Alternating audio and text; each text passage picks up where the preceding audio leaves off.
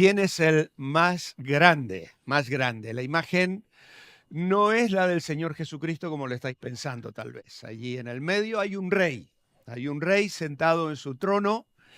Luego a su lado hay un sacerdote con esas vestiduras y barba blanca. Y luego del otro lado un profeta con un escrito en la mano representando el mensaje que tiene de parte del Señor para su pueblo. ¿Quién es el más grande? Mateo 12 es un capítulo clave, diríamos, en el Evangelio de Mateo, ubicado entre la revelación de la identidad de Jesús como ese Mesías apacible y humilde del que nos habló Dani el domingo pasado, ese Jesús que invitaba a la multitud, que tenía compasión por las almas en Mateo 11, y luego está este capítulo antes de, obviamente, Mateo 13, las enseñanzas del Señor sobre el reino de Dios y cómo ese reino crecerá. Jesús enfrenta oposición y rechazo en Mateo capítulo 12, especialmente de parte de los fariseos que le van a acusar y que le van a desafiar. En Mateo 12 vamos a ver que el Señor muestra que el reino de Dios no se trata de reglas rígidas, sino de compasión, de justicia y de misericordia. El contraste extraordinario del mensaje de Jesús frente al legalismo y a las reglas que los fariseos vivían y trataban de imponer sobre el pueblo. Mateo 12 nos recuerda, por tanto, que Jesús vino a traer descanso a nuestras almas, pero tristemente no todos lo recibirán. Aún así, su reino sigue creciendo en los corazones de los que lo aceptan.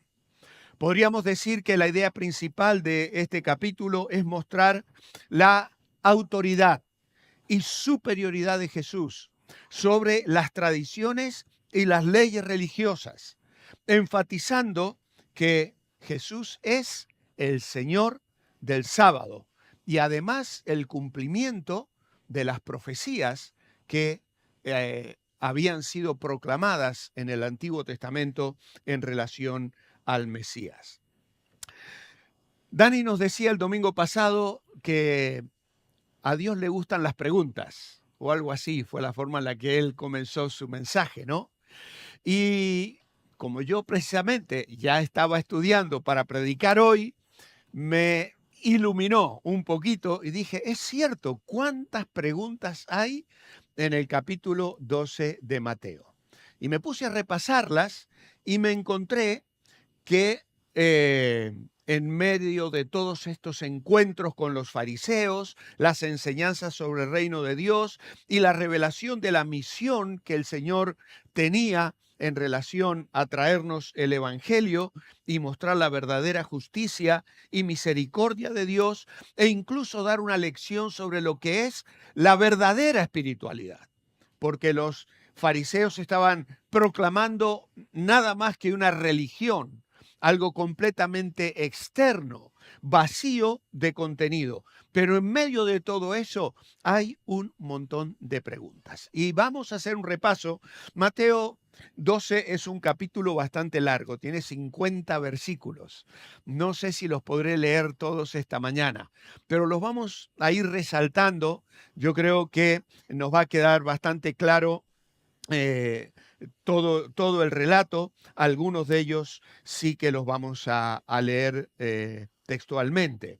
Pero vamos a ver primero las preguntas de los fariseos a Jesús. Y dice en el verso 2, viéndolo los fariseos le dijeron, he aquí tus discípulos hacen lo que no es lícito hacer en el día de reposo. ¿Qué es lo que estaban haciendo? Pues Jesús iba por los sembrados un sábado y sus discípulos tuvieron hambre y comenzaron a arrancar espigas y a comer, dice el verso 1.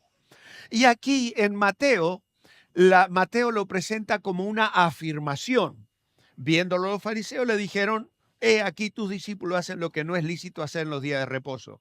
Pero yo quiero rescatar la versión de Marcos y de Lucas, porque tanto en Marcos como en el Evangelio de Lucas vamos a encontrar en Marcos 2 y en Lucas 6 que en realidad los evangelistas lo ponen como una pregunta. Los fariseos increpan a Jesús. Eso es la idea. Mateo lo pone como una afirmación, pero Marcos y Lucas, en los evangelios sinópticos, lo ponen como una pregunta. Por eso es que yo lo recojo también como una pregunta. Tus discípulos, ¿por qué tus discípulos hacen lo que no es lícito en el día de reposo? Y los fariseos preguntan sobre esta acción y vamos a ver luego la respuesta del Señor. Luego en el verso 10 vamos a ver, vamos a leer el 11, el 9, pasando de allí vino a la sinagoga de ellos, y he aquí había allí uno que tenía seca una mano. Y mirad, los fariseos preguntaron a Jesús para poder acusarle. ¿Es lícito sanar en el día de reposo? Así que aquí tenemos a los fariseos directamente intentando acusar a Jesús. No les interesaba la sanidad de la persona que tenía una mano atrofiada, una mano seca. Ellos estaban intentando tener argumentos desde su perspectiva para acusar a Jesús. Luego le preguntan, ¿qué señal nos muestras? Saltamos al versículo 38. Claro, el Señor, vamos a leer para aclararlo, lo que dice en el versículo 22. Dice, entonces fue traído a él, a Jesús, un endemoniado, ciego y mudo, y le sanó de tal manera que el ciego y mudo veía y hablaba. Y toda la gente estaba atónita y decía, ¿será este aquel hijo de David? Y los fariseos al oírlo decían, este no echa fuera a los demonios, sino por Belcebú, príncipe de los demonios. Y entonces saltamos al verso 38 y los fariseos y los escribas le dicen, maestro, deseamos ver de ti señal. ¿O qué señal nos muestra? Dirán también otros de los evangelios como he citado. Así que estaban viendo al Señor hacer maravillas. Habían visto el hombre de la mano atrofiada restaurada. Estaban viendo un endemoniado ciego y mudo que es sanado. Y ahora de pronto le dicen, ¿qué señal nos muestra que demuestre tu autoridad? Así que, como vemos, la intención de las preguntas de los fariseos es realmente extraordinaria. No tenían un interés genuino. Ellos tenían una actitud crítica y hostil al Señor. Ellos querían encontrar argumentos para acusarle, porque su objetivo no era aprender o comprender las enseñanzas del Señor, sino cuestionarlo y desacreditarlo para que el Señor quedara mal delante del pueblo. ¿Cuál es el contenido en realidad que estas preguntas o estos interrogatorios de los fariseos hacia Jesús? Pues algunas de estas características incluyen legalismo. Los fariseos se enfocan en la letra de la ley, particularmente con respecto al sábado, para intentar atrapar al Señor en un error. Y su intención no es la compasión hacia las personas ni la esencia de la ley, sino aferrarse a la tradición y buscar fallos en las prácticas de Jesús y sus discípulos. Nos habla de una hostilidad y una desconfianza. En lugar de buscar una señal con un corazón genuino, están pidiendo un milagro. con escepticismo y desconfianza, tal vez esperando una confirmación visible de la autoridad de Jesús. Pero esto no es más que un ardid, porque ellos quieren validar sus propias expectativas y prejuicios en lugar de reconocer a Jesús como Mesías. Hay también aquí mucha hipocresía, porque si volvemos al versículos 11 y 12, nos dice, Jesús les dijo, ¿qué hombre habrá de vosotros que tenga una oveja y si ésta cayera en un hoyo en el día de reposo no le eche una mano y la levante? Pues ¿cuánto más vale un hombre que una oveja? Por consiguiente, es lícito hacer bien en los días de reposo.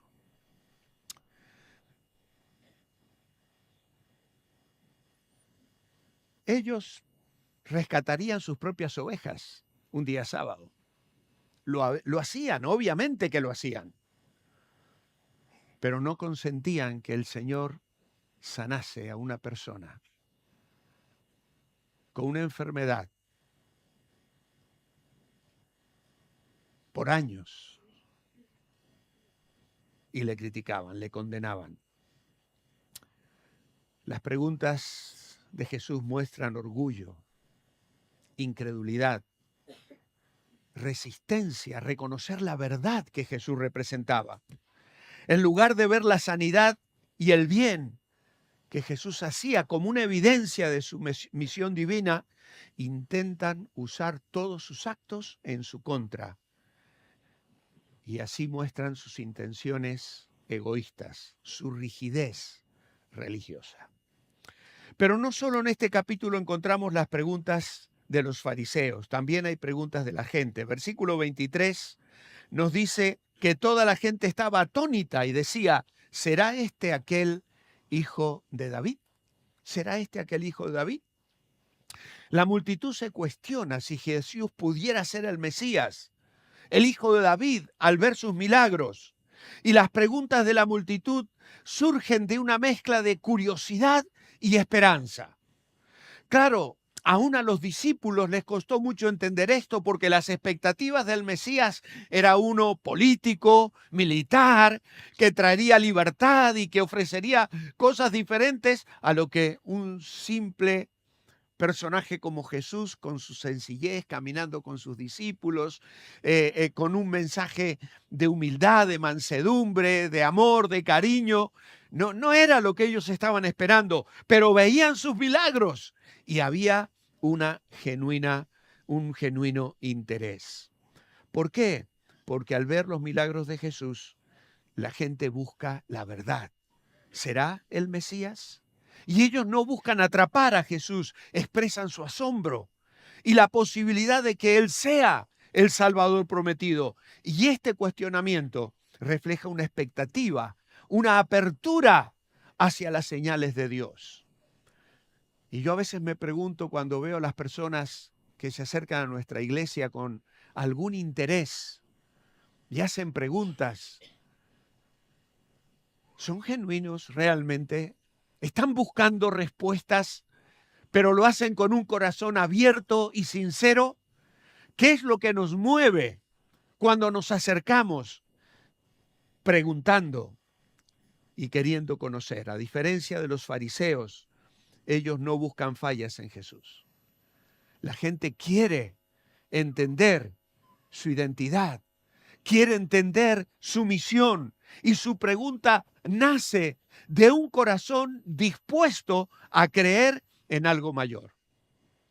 Y al valorar a esta multitud con una actitud abierta y receptiva, aunque no completamente convencida, nos preguntamos, yo no hubiese querido estar en su lugar. No les quiero criticar, No les quiero juzgar ni condenar. A veces decimos, yo hubiese querido estar en los días de Jesús. Yo no estoy tan seguro, porque nuestros corazones, tal vez hubiésemos sido uno de aquellos que le agradeció cuando tenía la barriga llena, Pero cuando volvió a tener hambre, se acercó otra vez y le dijo, ¿qué señal nos muestras? Moisés nos dio el maná, como diciendo, el maná durante 40 años cayó del cielo. Nos diste pan y pescado ayer, repítelo hoy. Yo tal vez hubiese sido de esos. Yo también. Tal vez hubiese cerrado mi corazón. Las preguntas revelan que Jesús despertaba fe genuina o resistencia entre sus oyentes. Y aún hoy lo sigue haciendo. Aún hoy lo vemos en el mundo, en las personas. Muchos de vosotros lo veis hasta muy cerca de vosotros, en vuestros propios hogares, con familiares, a personas que amáis, por las cuales oráis. Sin embargo, veis que no se les hace la luz, que a veces hay algún interés. Sigue orando, sigue clamando y sigue mostrando a Cristo. Sigue viviendo la vida cristiana como Jesús nos la enseñó, no como los fariseos la proponían. Un legalismo diabólico que se ha filtrado en las iglesias, porque es diabólico finalmente. El legalismo fariseo era un legalismo diabólico, vacío de espiritualidad real, que solo producía muerte. Y eso es lo que el pecado legalista, revestido de religiosidad, trae a la vida de las personas. Solo una relación genuina con el Señor de la gracia, con este Señor de la gracia, con este Jesús que vamos a ver, responde con preguntas. Mirad lo que dice en el verso 3. ¿No habéis leído lo que hizo David cuando él y los que con él estaban tuvieron hambre? ¿Cómo entró en la casa de Dios, comió los panes de la proposición, que no les era lícito comer ni a él ni a los que con él estaban, sino solamente a los sacerdotes? ¿O no habéis leído en la ley cómo en el día de reposo los sacerdotes en el templo profanan el día de reposo? Y son sin culpa. Y aquí viene la respuesta a la pregunta del título del mensaje. Pues os digo que uno mayor que el templo está aquí. ¿Quién es el más grande? ¿Reyes? ¿Sacerdotes? ¿Profetas? ¿No habéis leído?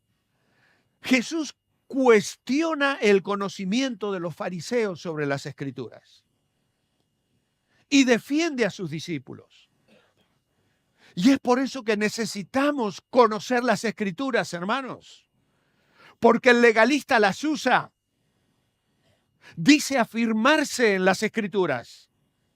Las utilizan con mucha sutileza y sabiduría carnal, pretendiendo respaldar en ellas sus prácticas de legalismo seco y vacío de verdadera espiritualidad. Por eso el Señor cuestiona, ¿no habéis leído lo que hizo David? Id a la Biblia, id a las Escrituras. Una y otra vez el Señor se los decía. ¿No habéis leído cómo en el día de reposo los sacerdotes en el templo profanan el día de reposo? Claro. Tenían que cumplir con sus ritos, tenían que sacrificar los animales, tenían que cumplir con todo lo que la ley demandaba. Y ellos habían puesto, bueno, ya no quiero ni mencionarlas, porque un sastre no podía llevar una aguja con él, no sea que se tentara a coser un botón en el día de reposo. Ridiculeces. No se podía comer un huevo puesto por una gallina en el día de reposo. No se podía encender fuego, no se podía... Tantas tonterías y reglas. Bueno, al día de hoy, en Israel hay ascensores donde tú subes el día de reposo, y si son 20 pisos, el ascensor para en los 20 pisos. ¿Para qué? Para que no tengas que trabajar tocando el piso en el que te tienes que bajar. ¿Lo sabíais? Hoy. Sí, señor. Legalismo. Reglas. ¿Quién de vosotros, dice en el verso 11 el Señor, que tenga una oveja y si ésta cayera en un hoyo en el día de reposo, no eche mano y la levanta? Pues, ¿cuánto más vale un hombre que una oveja? Por consiguiente, es lícito hacer el bien en los días de reposo. La compasión del Señor. Claro, me encanta el relato de Marcos. Leedlo si tenéis un tiempo. Porque dice que el Señor lo hizo poner en medio, que les hizo la pregunta y como no la respondieron, dice que el Señor los miró alrededor con enojo, entristecido por la dureza de sus corazones. La compasión de Jesús, no solo expresada por el hombre que tenía la mano atrofiada, sino por ver a aquellos fariseos legalistas cerrados que estaban en presencia de la palabra viva de Dios, de Jesús encarnado, el Mesías, aquel de quien las Escrituras hablaban y que estaban allí para acusarle y condenarle y que no quieren ni siquiera abrir la boca para decirle tienes razón. ¿Cuánto es nuestro orgullo? Y qué poco amor tenemos por las personas. Y luego de sanar al mudo, al ciego y al endemoniado, ellos le acusan.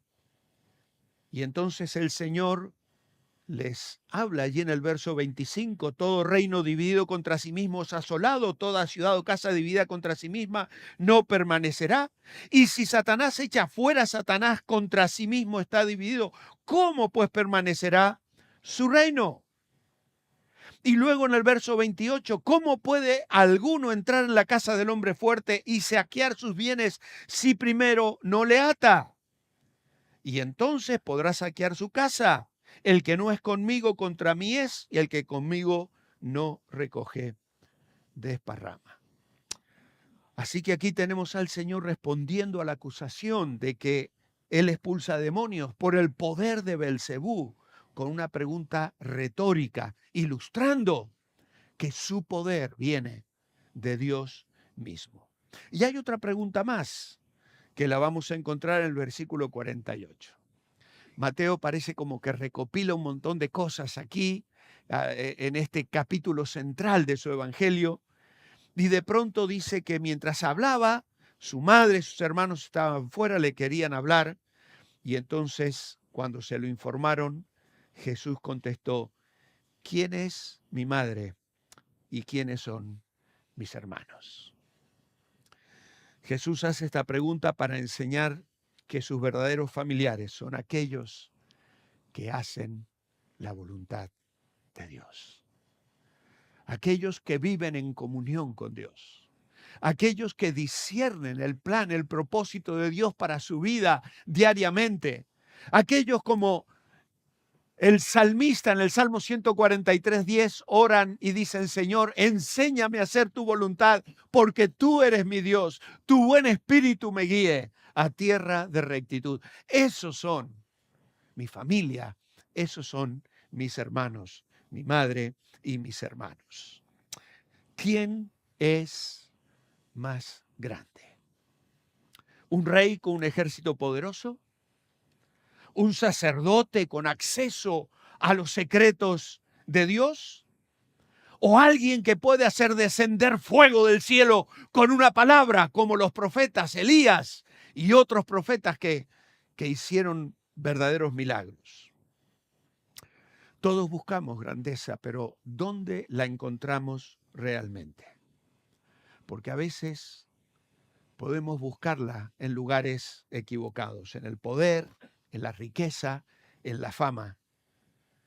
Y esto es un poco las tentaciones de Jesús, ¿no? Mateo, recordáis, ¿no?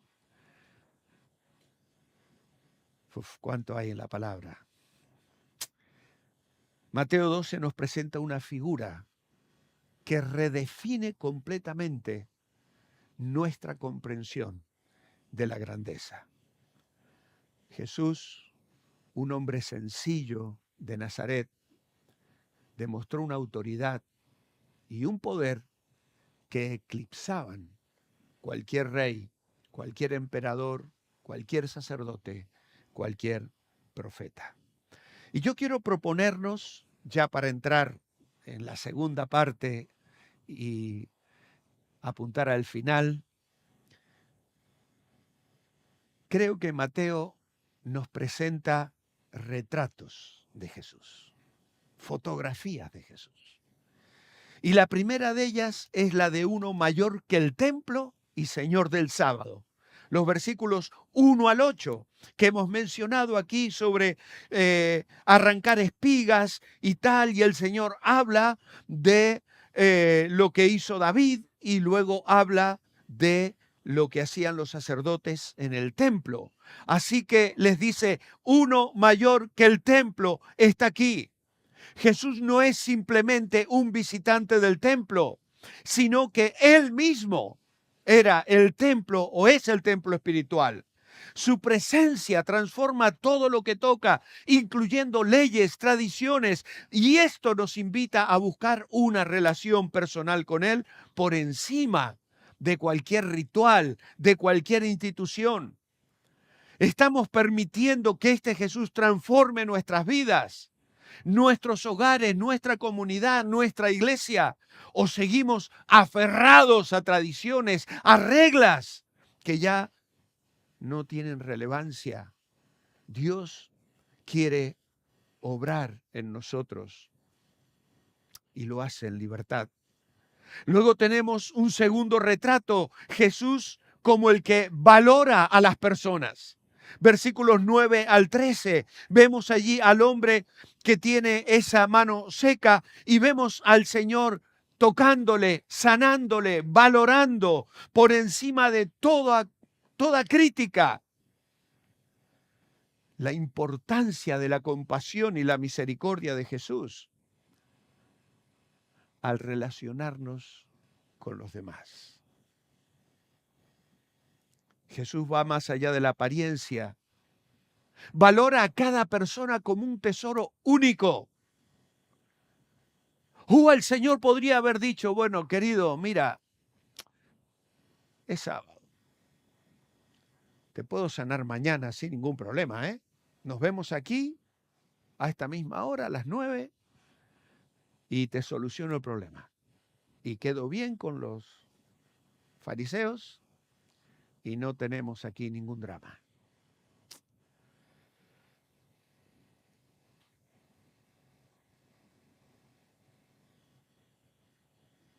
Qué corazón el de Jesús. ¿A cuál se parece el nuestro?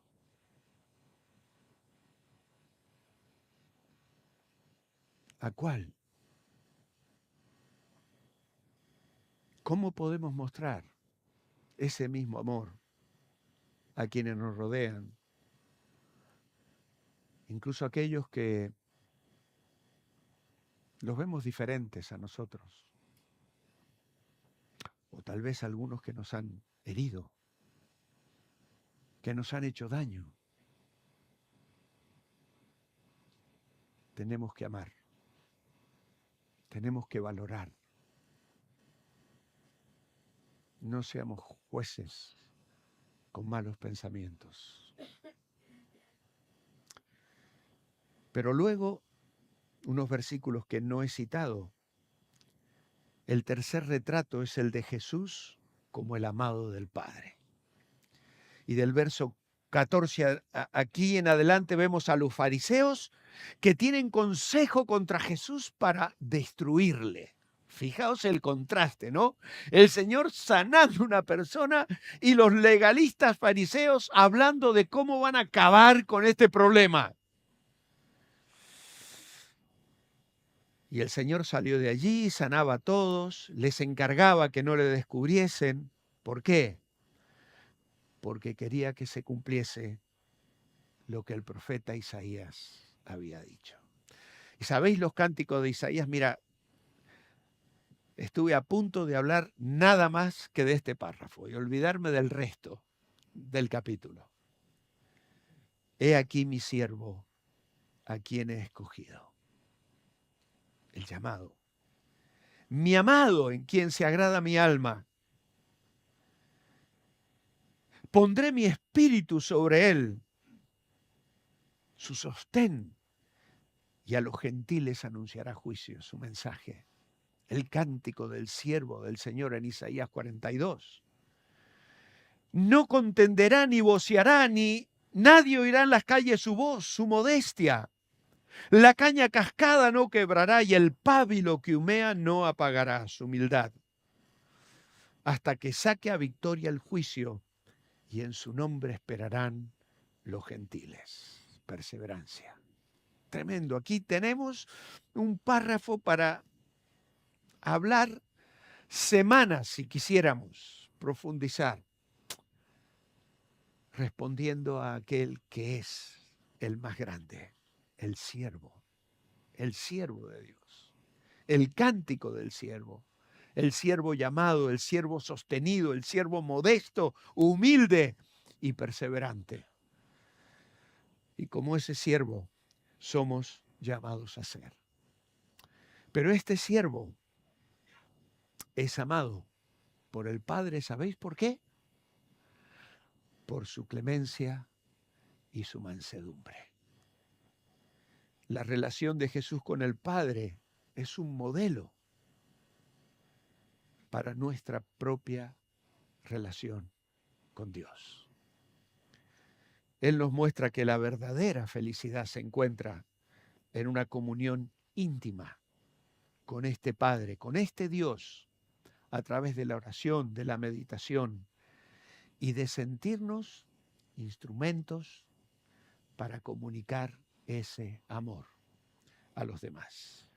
En cuarto lugar, Jesús como el vencedor sobre el enemigo. Y aquí desde el verso 12 al 22 al 37 vamos a ver al Señor sanando y luego hablando y explicando que Él está haciendo las cosas con una lógica extraordinaria, porque la acusación es irracional. Los fariseos dicen, no, hombre, por Belcebú está echando fuera a los demonios. No puede venir de esto de Dios, a pesar del bien y la bendición que estaba significando. Ayer a la tarde, Eli estaba viendo una peli y yo me acerqué a ver los últimos minutos, estas que echan sábados de tarde, y era la historia de un señor. ¿En dónde era el país, Eli? Checoslovaquia, que se dedicó a sacar niños de Checoslovaquia en la Segunda Guerra Mundial. Salvó 669 niños. Yo vi los últimos 5 minutos y me rompí. Salvó 669 niños y conservó fotos, documentos, y ya muy viejito, alguno ya está dándose cuenta de qué película se trata, yo no sé ni cómo se llama. Pero me conmovió, ¿sabes qué? Ver al final de esos 5 últimos minutos a aquel hombre juntándose con los hijos y los nietos de los niños que él había salvado. Hermanos, la bendición que significa el Evangelio el comunicar salvación, el dar el mensaje de vida, el llegar al corazón de una persona. No solo la salva a ella, son generaciones detrás que van a venir en salvación. La última vez que prediqué aquí les hablé de mi bisabuelo. Cuando él conoció al Señor. Y hoy nos gozamos nosotros y disfrutamos tantas bendiciones. Porque un día el Evangelio entró y hoy sigue haciendo lo mismo el Señor. Sigue entrando en las vidas de las personas, sigue transformando corazones, sigue obrando maravillas. Porque el Señor lo hace, no por el poder de Satanás, como le acusaban los fariseos. Era, obviamente, por el poder de Dios. Y claro, aquí encontramos no solo una acusación irracional, inconsistente, y el Señor habla aquí de un párrafo que a veces nos complica mucho, que se ha debatido mucho sobre él, la blasfemia contra el Espíritu Santo. Hay muchos que se puede decir sobre esto. Hay quienes sugieren que hoy es difícil que alguien cometa este pecado. En realidad, blasfemar contra el Espíritu no es otra cosa que rechazar el mensaje del Evangelio. Porque cuando tú escuchas el Evangelio y lo rechazas, ya no hay otra opción. ¿Que vas a querer salvarte haciendo obras? ¿Vas a querer construir otro camino? Estás rechazando el mensaje del Espíritu Santo, en un sentido. Ahora, cuando hay una persona que de pronto está preocupada y dice, no, yo un día blasfemé contra Dios y entonces seguramente ahora Dios no me perdona. Pues mira, si tienes esa inquietud en tu corazón de que blasfemaste contra Dios y contra el Espíritu, pues probablemente es porque el Espíritu te está quebrantando. Y eso es un buen síntoma. Así que todo lo que encontramos, tanto en el Antiguo Testamento como en el Nuevo Testamento, es un Dios que perdona y que perdona. Y perdonó a David, y perdonó a Jacob, y perdonó a otros, a Manasés incluso. Y entramos allí y vemos al Señor perdonando a Pablo en el Nuevo Testamento, asesino, perseguidor, que hacía blasfemar a los creyentes. Dios es un Dios perdonador y perdona. Pero claro, habrá gente que escucha el Evangelio, que lo entiende y cierra su corazón a la obra del Espíritu Santo y esto acarrea condenación. Quinto retrato, Jesús como el mayor que reyes y profetas. Y vamos a ver al Señor ahí en el verso 38, porque le pedían una señal y Jesús le dijo, la generación mala y adúltera demanda señal, pero señal no le será dada, sino la señal del profeta Jonás.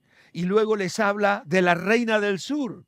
Se levantará en juicio con esta generación y la condenará, porque ella vino de los fines de la tierra para oír la sabiduría de Salomón. Y aquí más que Salomón en este lugar. Así que volvemos otra vez a la imagen. ¿Quién es el más grande? Más que reyes, más que profetas, el que estaría 3 días en la tumba se levantaría victorioso. Luego tenemos ahí un versículo y sobre esto solo voy a hacer un breve comentario, porque el verso 43 dice, cuando el espíritu inmundo sale del hombre, anda por lugares secos buscando reposo y no lo halla. Y entonces toma consigo otros 7 espíritus peores que él y entrados moran allí. Y el postrer estado de aquel hombre viene a ser peor que el primero. ¿A qué se refiere esto? Pues sencillamente el Señor está advirtiendo de una reforma superficial. Sencillamente. Gentes como los escribas y fariseos, que el Señor describe aquí como una generación malvada, pero que solo ofrecían una religión vacía,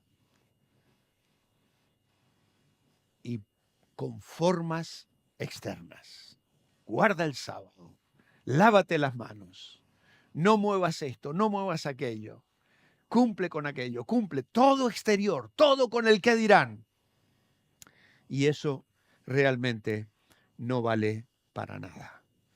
Cuando venimos al Señor, pero no le permitimos que transforme nuestro carácter, nuestro ser interior, que modifique las cosas que tiene que cambiar en nuestro corazón. Puedo cambiar el aspecto externo. Puedo venir a la iglesia, mostrarme como un creyente fiel, pero luego en casa, en la semana, pero a Dios no se le engaña. A Dios no se le engaña. Y entonces eso es algo vacío, que no vale para nada. Y el séptimo retrato es el final. Jesús con una gran familia. Dice el Salmo 22, en medio de la congregación te alabaré. Es una de las frases del Salmo 22. Hay una canción que canta Marcela Gándara que dice, Señor, te estamos esperando para el autógrafo y la foto, dice la canción, ¿no? Para el autógrafo y la foto. Qué bonito es cuando nos hacemos una foto familiar, ¿no? ¿Cómo va a ser la foto de Jesucristo en aquel día? Aquel cordero como inmolado. ¿Quiénes son mis hermanos y hermanas?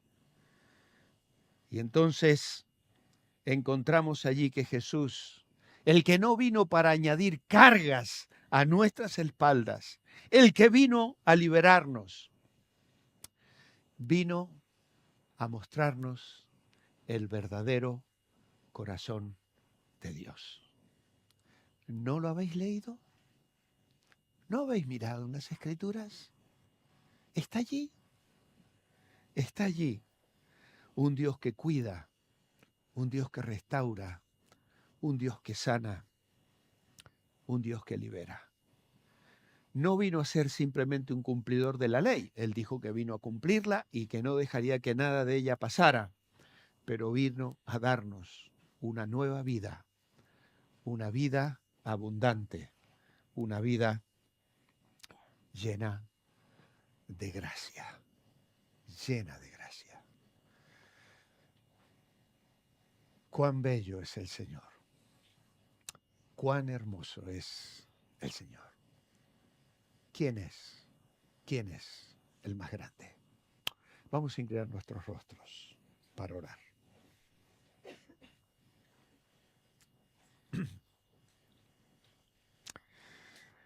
Padre, queremos darte gracias por Jesús.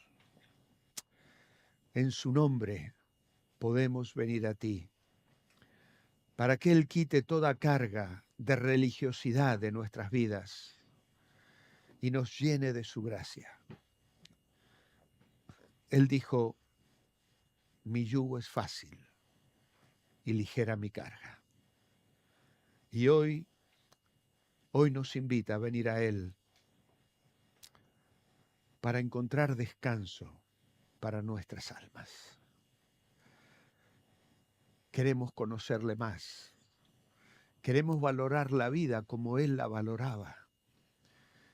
Queremos mirar a las personas con el mismo corazón con que Jesús las miraba. Señor, líbranos de una religiosidad externa y vacía. Queremos que nuestro corazón lata al mismo compás de tu corazón. Nos presentamos hoy, Señor, para que nos ayudes a través de tu Espíritu a vivir de esta manera para tu gloria.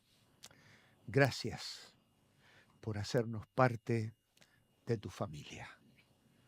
Queremos, Señor, ser de los que hacen la voluntad de Dios. En tu nombre, amén.